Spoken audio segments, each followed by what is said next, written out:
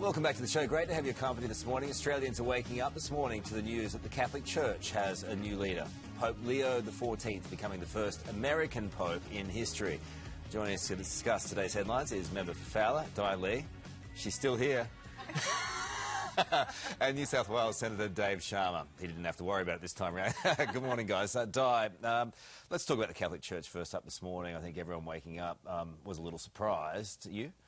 Look, you know, I'm a Catholic, and I think that for the Catholics, especially in Fowler, in particular a large Catholic population, is a new Pope, and of course, you know, we mourn the passing of Pope Francis, but we now have Pope Leo, who is of Peruvian background, which will be, you know, amazing.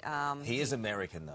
I mean, was that a thing? No, American, but he's Peruvian. So I think he speaks 5 languages, to my understanding, and he's more centre. So I think it doesn't matter. I think there's a new Pope, and we need to celebrate that. All right, Dave, 2 Americans running the world in very different ways. Make America holy again. I can see the caps. One from Chicago, one from New York. Yeah, that's right. What do you think of it all? Look, it's a great jubilant news and day for the Catholic population around the world, and including in Australia. And, you know, his message of peace that was delivered from the balcony, I thought was very moving and in tune. OK, Jacinta Price, not so in tune with the Nationals. How's that being viewed inside the Liberal camp? Well, I haven't spoken to a lot of people. Look, we always welcome an addition to our party room, but I can understand why the Nationals are a little aggrieved. Were you surprised? News. I was surprised. I didn't see that one coming. All right, and how does that play out then? Does Angus get the numbers now?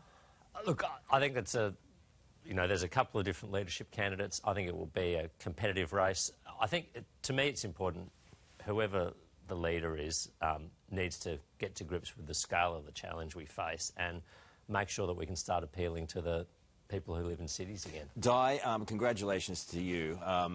Labor did everything they could to get rid of you. How do you feel? I feel very humbled to be re-elected, and I want to thank my community in Fowler to re-elect an independent voice. And as you can see the map in the sea of red, I'm the heart of it all. And it was a very hard-fought battle. It took its toll on you.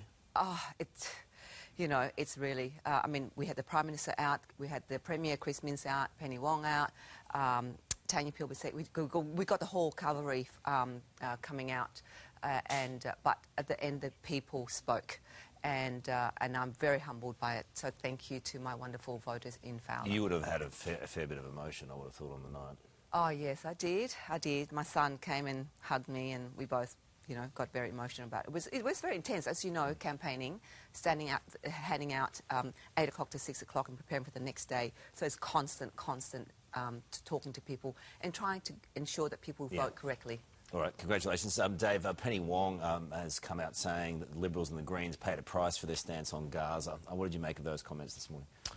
Well, I thought it was a politicisation of a very serious issue, and I think it was an unfortunate one. You know, I think the Liberals, and certainly myself, have always stood up for important questions of principle here about, you know, violations of international humanitarian law, the fact that Hamas committed the worst, one of the worst terrorist attacks of the modern era on the 7th of October, the fact that Israel has a right to defend itself, and our desire to make sure that people's views about that conflict overseas were not allowed to be imported or tolerated here in Australia. We've stood very firmly against I guess that. she can say whatever she likes now. Well, she's free to say whatever she likes, but I'm not compelled to agree with it. All right, good on you. Nice to see you guys. Appreciate you being in. And well done again, Di. Thank you.